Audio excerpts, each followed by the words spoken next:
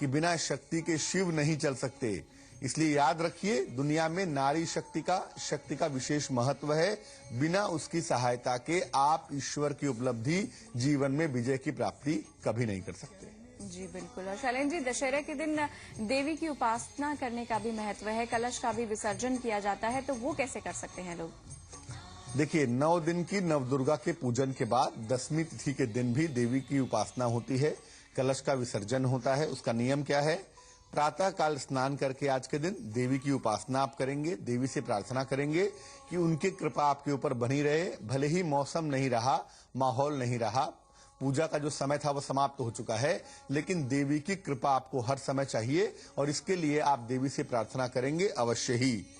अगर आपने कलश की स्थापना की है तो चूंकि कलश के सामने आपने लगातार मंत्रों का जप किया है, 9 दिन तक आपने मंत्र जपे हैं, सात्विक भाव से रहे हैं, तो जो कलश का जल है वो अभिमंत्रित हो चुका है। अब कलश के ऊपर का नारियल भी अभिमंत्रित हो चुका है। उस नारियल को तोड़कर उसको प्रसाद के रूप में ग्रहण करेंगे और कलश का जो अभिमंत्रित जल है उसको पूरे घर के कोने कोने में छिड़केंगे, ताकि घर में जो निगेटिविटी है, नकारात्मक वाइब्रेशन है, वो काफी हद तक दूर हो पाए।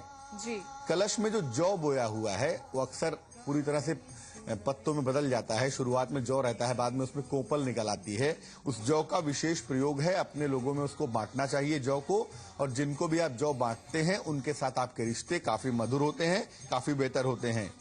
जिस स्थान पर आपने पूजा की है वहां से वस्तुओं को हटाने के बाद, मंडप हटाने के बाद, मूर्ति हटाने के बाद, फूल पौधे हटाने के बाद वहां पर दीपक एक जरूर जला दीजिए, और वो दीपक आज रात भर जलता रहे तो बहुत ही बढ़िया होगा।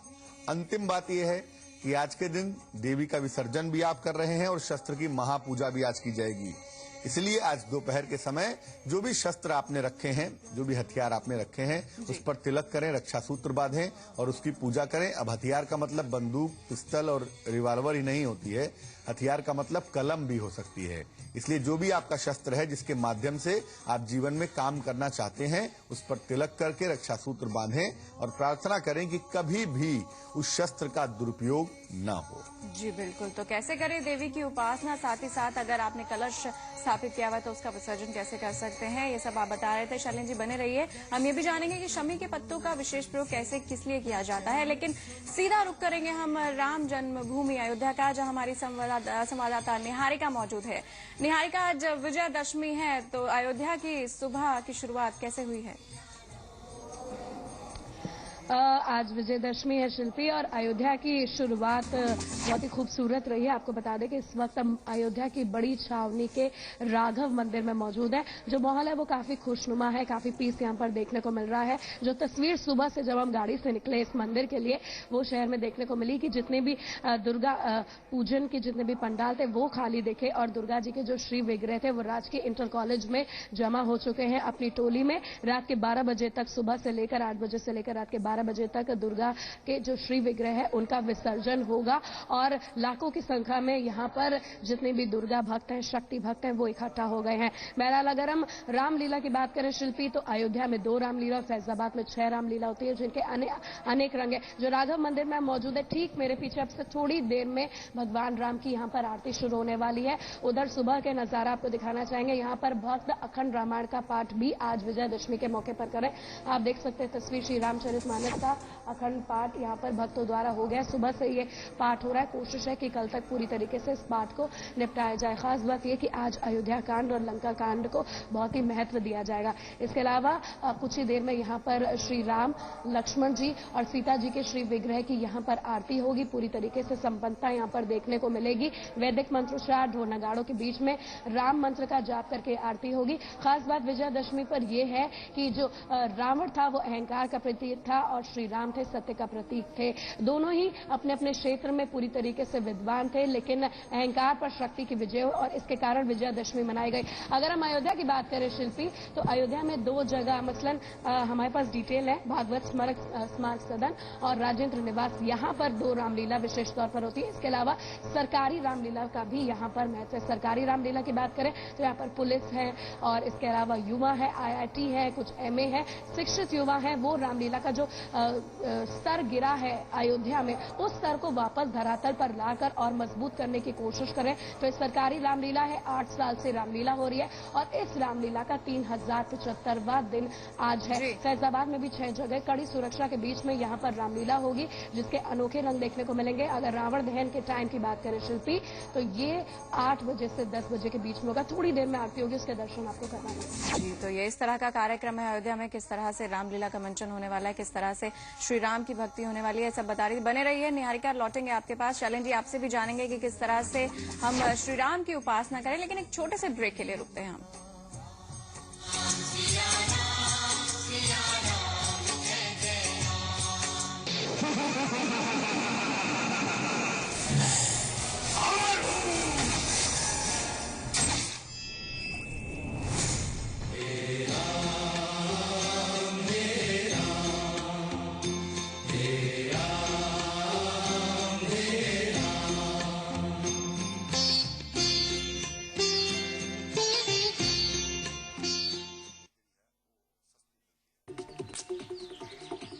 तेरा दोस्त बिगड़ गया है रे डब्बू, तंग आ गई हूँ उससे।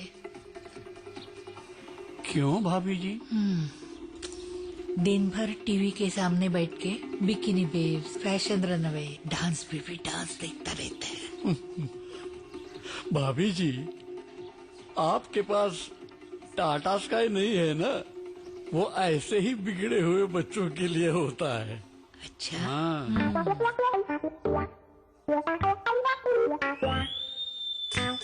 इसको लगा डाला तो लाइफ जिंगा लाला। जीवन जिसमें हो स्वस्थ तन, एक शांत और निश्चल मन, सकारात्मक ऊर्जा के अद्भुत रंग, योग विद्या के संग। देखिए सेहत के मंत्र हर रविवार दोपहर 1:30 बजे सिर्फ जी न्यूज उत्तराखंड उत्तर प्रदेश पर। बिगड़ा शहर का सूरत हाल, देश का मैनचेस्टर क्यों बदहाल, उद्योग नगरी की जमीनी हकीकत, कैसे दूर हो उद्योगों की मुसीबत, सीधा संवाद सरकार के साथ। कानपुर सिटी समिट 30 अक्टूबर को कानपुर में, सिर्फ जी न्यूज उत्तराखंड उत्तर प्रदेश पर।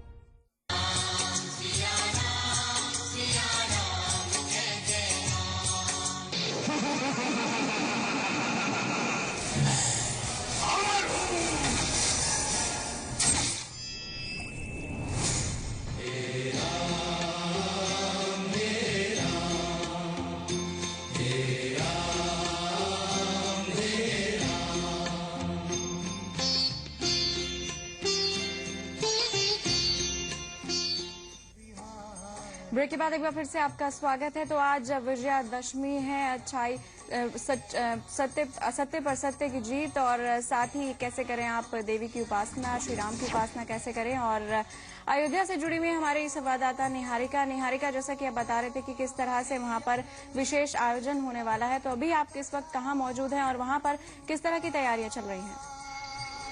शिल्पी, हम अयोध्या के बड़ी छावनी के राघव मंदिर में मौजूद है। 6:45 का समय और आप देख सकते हैं इस दिव्य आरती के दर्शन। भगवान राम सीता जी के श्री विग्रह, खूबसूरत श्री विग्रह है, पीताम्बर वस्त्र इन्होंने धारण किए हुए हैं और आप देख सकते हैं भगवान राम और इसके साथ माता सीता और इसके साथ हनुमान जी का श्री विग्रह यहाँ पर स्थापित है। यहाँ पर पूरी तरीके से सुबह श्रृंगार किया गया और आप ये आरती देख सकते हैं, भक्तों की कतार देख सकते हैं जो सुबह सुबह विजयादशमी के मौके पर भगवान राम के दर्शन करने आए हैं। यहाँ पर बच्चों से लेकर बुजुर्ग शामिल है, मंदिर के पुजारी शामिल है। भगवान को उनके पसंदीदा तुलसी और तमाम भोग को अर्पित किया गया है। उसके बाद ये पूरी तरीके से दीप आरती भगवान की।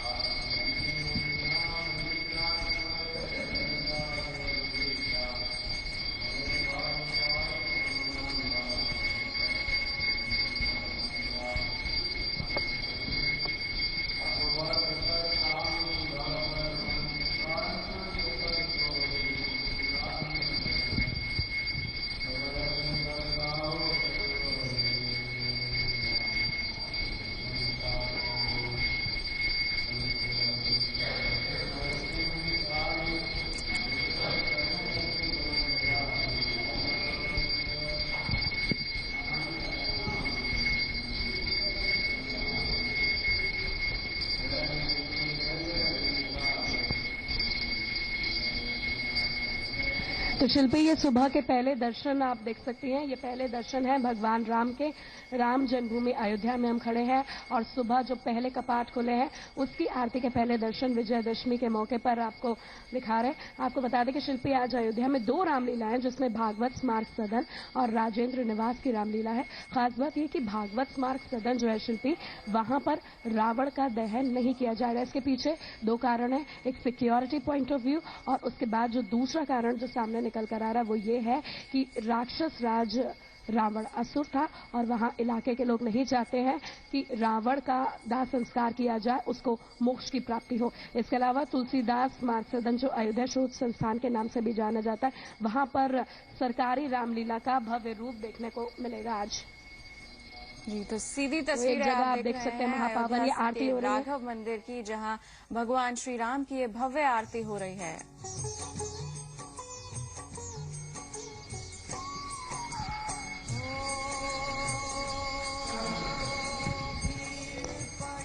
तो अयोध्या का राघव मंदिर है ये, श्री राम की भव्य आरती हो रही है। और चलिए एक बार अब हम रुक करेंगे कानपुर का, जहां पंडित पद्मेश दुबे जी हमारे साथ मौजूद हैं। पद्मेश जी, आज हम चर्चा कर रहे हैं कि राम और रावण की कुंडली में ऐसी क्या विशेषता थी जिसकी वजह से, ऐसे कौन से योग थे जिसने राम को महान बनाया और रावण को अमरत्व प्रदान किया? दोनों में एक बड़ी समानता है। एक तो सबसे बड़ी विशेषता है कि दोनों की राशियां कर्क हैं, लेकिन नक्षत्रों में अंतर था। पुनर्वस के चतुर्थ नक्षत्र में भगवान श्री राम का जन्म होता है, जबकि श्री रावण का अश्लेखा नक्षत्र में जन्म होता है।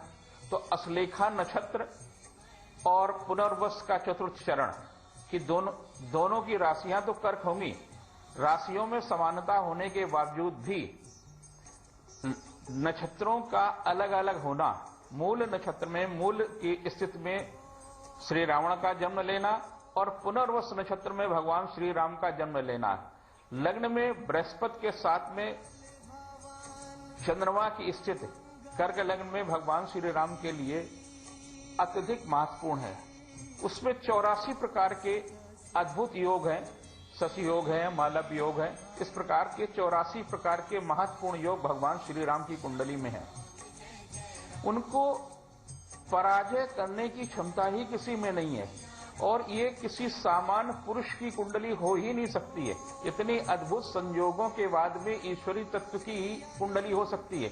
एक प्रसंग में महर्षि वाल्मीकि रामायण में कहा, मारीच से जब श्री रावण मिलने गए और उन्होंने कहा कि आप किसी तरह से भी राम पर प्रहार करें, और राम पर प्रहार करने का तात्पर्य है कि राक्षस संस्कृति की रक्षा करना।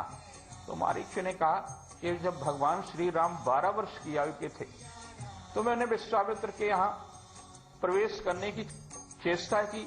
उस समय भगवान श्री राम ने जो प्रहार किया, मेरा नर संहार, मेरी सेना का जो संहार किया, और मुझे चाहते तो उसी समय वध कर देते, लेकिन उन्होंने एक तीर से मेरे को जो फेंका है वो अरब सागर में मैं गिरा जा करके। ऐसी स्थिति में वो सामान्य व्यक्ति नहीं हो सकते हैं, सामान्य नर नहीं हो सकते हैं, उनमें ईश्वरी तत्व है। और ईश्वरी तत्व से टकराने का तात्पर्य है कि रावण, आप अपनी संस्कृति को और अपने पूरे समाज को नष्ट कर देंगे, मेरी सलाह है कि आप उनसे न करें।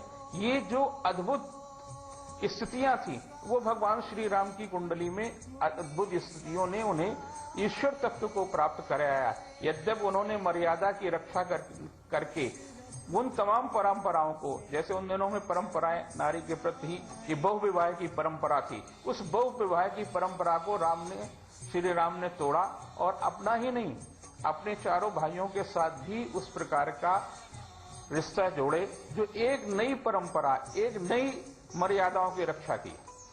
जी, तो ये देख रहे हैं हम सीधा कि राम की कुंडली कैसी है और रावण की कुंडली कैसी है, कि कौन से योग थे जिनकी वजह से राम महान बने और कौन से योग ऐसे थे जिसने रावण को अमरत्व प्रदान किया। पद्मेश जी, हम ये भी जानना चाहेंगे कि जब राम और सीता का विवाह हुआ था तो उस समय दोनों की उम्र क्या हो रही होगी?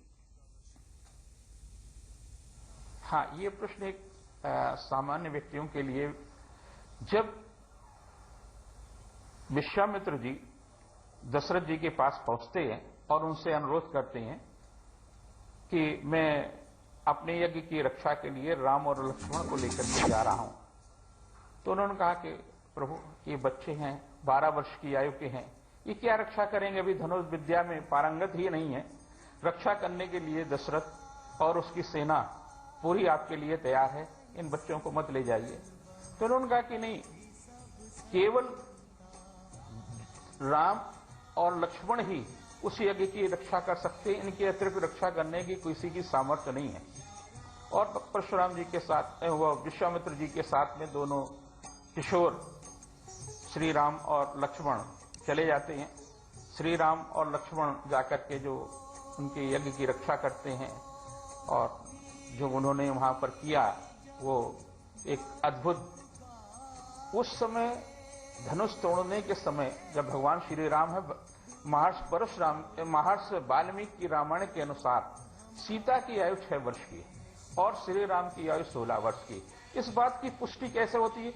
जिस समय रावण परिचय पूछता सीता से कि भगवती आप हैं कौन, तो कहती मैं जनक की पुत्री हूं, महाराज दशरथ के यहां पुत्रवधी हूं और भगवान श्री राम की पत्री हूं। जिस समय मेरा प्राणग्रह संस्कार हुआ था और आज 12 वर्षों की आयु तक मैंने अयोध्या में अपने पति के साथ में अच्छा जीवन व्यतीत किया और माता कैकेयी के वरदान के कारण से मुझे और मेरे पति को वनवास आना पड़ा। आज मेरी आयु 18 वर्ष की है और श्री राम की आयु 28 वर्ष की है। तो ये आयु का जो निर्धारण उस समय, और उन दिनों में परंपरा भी थी कि रजस्वला से पहले ही कन्या की जब तक स्थिति रहती थी तभी प्राणग्रह संस्कार होते थे। अभी कुछ 100 सालों पहले भी जो है छोटी आयु में विवाह की परंपराएं पहले थी। आज की परिस्थितियां बदली हैं, आज तमाम तरह से सोच बदली है। तो आज की परिस्थितियों के अनुसार जरा थोड़ा सा अटपटा सा भी लगता है, लेकिन जो महर्षि वाल्मीकि ने लिखा उसके अनुसार ये आयु रही होगी। जी, तो हम राम और रावण की कुंडली का रहस्य जान रहे हैं और साथ ही ये भी जाना हमने कि लगभग राम और सीता की क्या उम्र रही होगी जब उनका विवाह हुआ। शैलेंद्र जी, अब आपसे जानना चाहेंगे कि आज के दिन श्री राम की कृपा कैसे पाई जाए, उनकी पूजा अर्चना कैसे करें? राम शब्द का मतलब क्या है? राम शब्द की जो परिभाषा देता है शास्त्र, कहता है रमन्ते योगिनः यस्मिन्, यानी जिसमें योगी जन भ्रमण करते हैं ना, वो राम है। फिर कहता है राम रामेति रामेति मनो रामे मनोरमे सहस्त्र नाम तत्तुल्यम राम नाम वरानने, यानी सहस्त्र नाम, हजारों नाम एक तरफ है और राम का नाम एक तरफ है। याद रखिए, अगर विजयादशमी के दिन राम की पूजा नहीं की, राम की कृपा नहीं मिली, तो विजयादशमी की पूजा निष्फल है। तो आज के दिन कैसे मिलेगी राम की कृपा? संध्या काल में भगवान राम का पूजन होगा। भगवान राम को संध्या काल में विजयादशमी की पूजा की जाती है भगवान राम के साथ। शाम के समय भगवान राम का पूजन करेंगे आज के दिन, और बजाय राम दरबार की स्थापना करने के ऐसा चित्र लगाएं, ऐसी प्रतिकृति लगाएं जिसमें केवल राम हो, क्योंकि विजयादशमी का पर्व राम के भगवत्ता का पर्व है। भगवान राम ने वध किया था रावण का। राम जी की शादी हुई, बात ठीक है, राम जी पढ़ने गए, ये भी बात ठीक है, लेकिन रावण पर विजय भगवान राम ने प्राप्त की थी, ये बात जाने रहिए। इसलिए केवल भगवान राम का चित्र लगाएंगे आज के दिन भगवान राम की पूजा करने के लिए। उनके समक्ष घी का दीपक जलाएंगे, उनको पीले फूल चढ़ाएंगे, और भगवान विष्णु और उनके अवतारों की उपासना बिना तुलसी दल के नहीं हो सकती, इसलिए 2 पत्ते तुलसी के भी अवश्य अर्पित करेंगे। भगवान राम के मंत्रों का जाप करेंगे, तमाम मंत्र हैं, हम आपको आगे बताएंगे, और उनसे प्रार्थना करेंगे कि आपको जीवन में विजय श्री की प्राप्ति हो, आप सन्मार्ग पर, सत्य के मार्ग पर चल पाएं, इस बात के लिए भी आप प्रार्थना अवश्य करेंगे। निर्धनों को भोजन कराएंगे और यथाशक्ति दक्षिणा भी जरूर देंगे। तो आज के दिन अगर किसी बड़ी मुश्किल में आप पड़े हुए हैं, आपको किसी विजय की सख्त आवश्यकता है, आपको जीवन में आगे बढ़ने के लिए विजय चाहिए ही चाहिए, तो आज के दिन श्री राम की उपासना अवश्य करेंगे। जी बिल्कुल, तो कैसे पाएं आज के दिन श्री राम की कृपा, कैसे उनकी पूजा अर्चना करें, जीवन में अगर आगे बढ़ना है तो कैसे आप श्री राम को आज के दिन प्रसन्न करते हैं, पीले फूल उन्हें अर्पित करें, साथ ही शाम के समय उनकी खास विशेष पूजा अर्चना करें। इस विषय पे आज की हम डिस्कस में अपनी चर्चा आगे भी जारी रखेंगे, लेकिन एक छोटे से ब्रेक के लिए यहाँ पे रुक लेते हैं।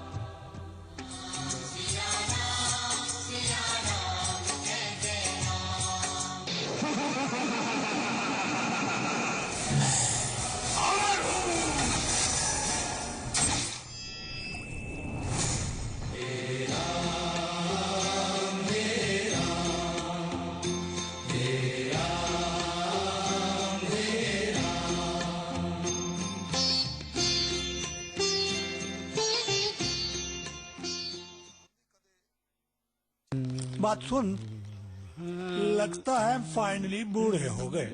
बूढ़े? क्यों, क्या हुआ? अरे रोज रोज चैनल का नंबर बदलता है, कुछ याद ही नहीं रहता। अपनी मेमोरी खराब हो गई है बब्बू। अरे मैं बब्बू नहीं, डब्बू हूँ, डब्बू। और तेरे पास वो नहीं क्या? हाँ, टाटा स्काई। इसको लगा डाला तो लाइफ बिगड़ा शहर का सूरत हाल, देश का मैनचेस्टर क्यों बदहाल, उद्योग नगरी की जमीनी हकीकत, कैसे दूर हो उद्योगों की मुसीबत। सीधा संवाद सरकार के साथ। कानपुर सिटी समिट 30 अक्टूबर को कानपुर में, सिर्फ जी न्यूज उत्तराखंड उत्तर प्रदेश पर। खो जाएं उन चेहरों में जिनकी फनकारी ने जीता सबका दिल। जज्बातों के सुहाने सफर पर एक बार फिर चल उठें कदम। दोहराएं खूबसूरत यादें हर रविवार रात 9:30 बजे, सिर्फ जी न्यूज उत्तराखंड उत्तर प्रदेश पर। मुद्दों की असलियत और तस्वीरों का सच हम लाते हैं आप तक, बेबाक और बेहिचक। देखिए देश और दुनिया की असली खबर। न्यूज एट 8:30, सिर्फ जी न्यूज उत्तराखंड उत्तर प्रदेश पर। प्रायोजक हैं लक्स इन्फर्नो प्रीमियम थर्मल्स। खो जाएं उन चेहरों में जिनकी फनकारी ने जीता सबका दिल। जज्बातों के सुहाने सफर पर एक बार फिर चल उठें कदम। दोहराएं खूबसूरत यादें हर रविवार रात 9:30 बजे, सिर्फ जी न्यूज उत्तराखंड उत्तर प्रदेश पर। देश दुनिया की हलचल, आसपास की हर अहम खबर, पूरे दिन कैसा रहेगा खबरों का मिजाज, आप तक खबर पहुंचाने का नया अंदाज। देखिए न्यूज एट 10, सिर्फ जी न्यूज उत्तराखंड उत्तर प्रदेश पर। डिश टीवी प्रेजेंट्स जीतेगी आपकी सोच लाइफ टाइम फ्री टीवी, एक सवाल का जवाब और रोज जीते गोल्ड कॉइन। आज का सवाल है, कोयला के घोटालेबाजों को उम्र कैद देने की अन्ना की मांग सही है? आपके ऑप्शंस हैं: ए, कड़ी सजा से घोटाले रुकेंगे, बी, सिर्फ उम्र कैद काफी नहीं, सी, मौजूदा कानून के हिसाब से सजा हो, या डी, घोटालेबाजों पर कड़ा जुर्माना हो। SMS कीजिए सोच आपका ऑप्शन और भेज दें 57575 पर या लॉग ऑन टू znews.com/सोच। विजेता का नाम रोज रात 10:30 बजे जी न्यूज पर घोषित किया जाएगा। देखते रहिए Zee news. For dish TV SMS dish TV to 57575।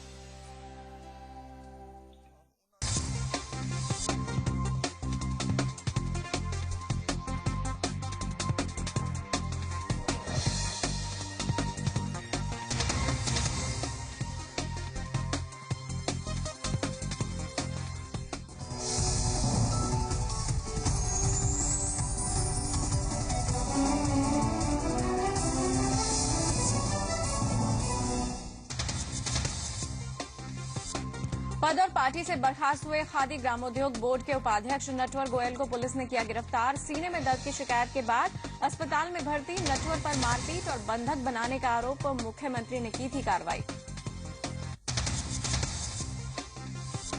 26/11 हमले के गुनहगार कसाब की दया याचिका गृह मंत्रालय को मंजूर नहीं, राष्ट्रपति के पास भेजी याचिका। बीजेपी ने फैसले का किया स्वागत। नकवी ने कहा, इससे आतंकी आकाओं को मिलेगा सबक। कर्नाटक में बीजेपी को बड़ा झटका, बागी BS से येदियुरप्पा बनाएंगे नई पार्टी, 10 दिसंबर को करेंगे ऐलान, बोले बीजेपी से नहीं कोई रिश्ता।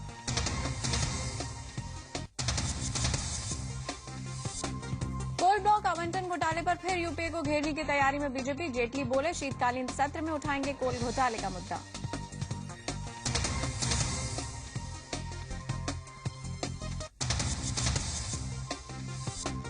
रक्षा लेखा के महानियंत्रक की ऑडिट रिपोर्ट में बड़ा खुलासा, सेना में कमांडरों पर 125 करोड़ रुपए की बर्बादी का आरोप, अकेले उतरी और पूर्वी कमान में ही 100 करोड़ के नुकसान की आशंका।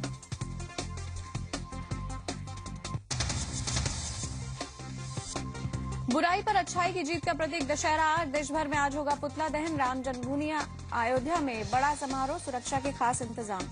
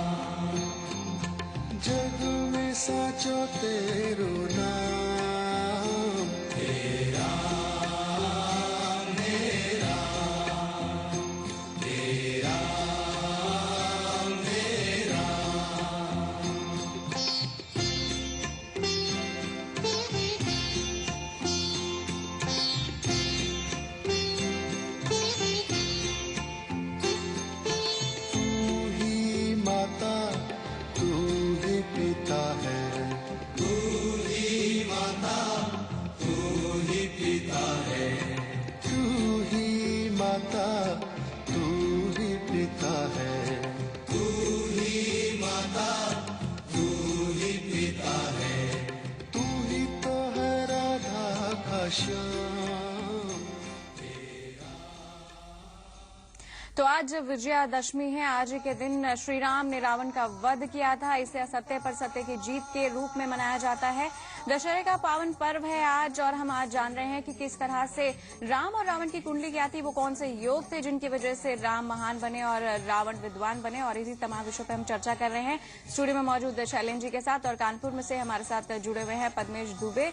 साथ ही साथ हमारे साथ अयोध्या से जुड़ी हुई हैं हमारी संवाददाता निहारिका। निहारिका, आपसे जानना चाहेंगे कि अब जैसा कि हम अभी चर्चा कर रहे थे, शैलेंद्र जी बता रहे थे कि किस तरह से श्री राम की कृपा के पात्र बन सकते हैं, आज कैसे उनकी पूजा अर्चना करें, खासतौर से शाम के समय भगवान राम की पूजा अर्चना करने का विधान है। तो अयोध्या वासियों की अगर बात करें, वो किस तरह से भगवान राम की पूजा अर्चना करते हैं अपने घरों में?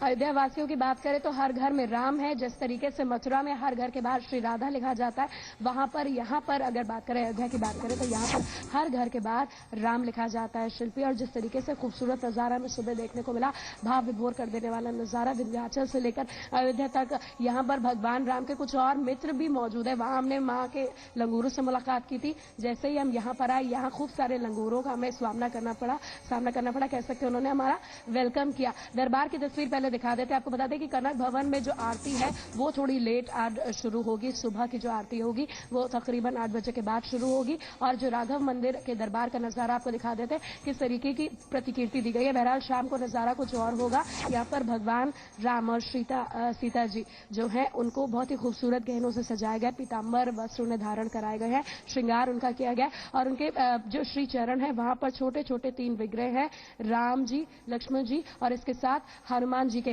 दरबार के ऊपर की तस्वीरों की बात करें तो ऊपर भगवान गणेश और लक्ष्मी जी साथ में है। जिस तरीके से यहाँ पर दीपावली पूजन का भी विशेष तौर पर महत्व है। खूब खूबसूरती से यहाँ पर सजाया गया है दरबार को, और रात का नजारा यहाँ पर कुछ और देखने को मिलेगा। बहरहाल जितने भी भक्त हैं सुबह से ही रामचरितमानस का पाठ कर रहे हैं, क्योंकि विजय श्री की प्राप्ति के लिए आज रामचरितमानस और भगवान राम के दर्शन करना अहम है। त्रेता युग से जुड़ी जितनी भी रचनाएं हैं उसका शोध भी यहाँ पर तुलसीदास अयोध्या शोध संस्थान द्वारा, माफ कीजिए, वो हो रहा है। कुछ भक्त हमारे साथ मौजूद है शिल्पी, उनसे जानते हैं कि हर त्योहार जो जीवन में संदेश देते हैं, उनके जीवन में दशहरा ने क्या संदेश दिया। आप देख सकते हैं ये भक्त हमारे साथ मौजूद है जो सुबह से ही दर्शन करने आए हैं। सबसे पहले आपसे जान लेते हैं कितना महत्वपूर्ण है आज का दिन आपके लिए, आपके जीवन के लिए? आज का दिन बहुत ही महत्वपूर्ण है, क्योंकि आज के दिन ही भगवान राम ने, मर्यादा पुरुषोत्तम राम ने रावण को मारा था। इसलिए आज का दिन तो और ही महत्वपूर्ण है। सत्य का असत्य पर विजय। नहीं तो आप आज क्या करते हैं, क्या पूजन अर्चना करते हैं? आज तो हम भगवान राम की पूजा करते हैं, उनके विजय के उपलक्ष्य में पूजा करते हैं। आप सुबह नहा धोकर अपने बच्चे के साथ आई हैं, प्यारे से बच्चे के साथ आई हैं। महिलाओं की बात करें, सीता हरण हुआ था, फिर श्री राम ने छुड़वाया था, अग्नि परीक्षा तक का सामना करना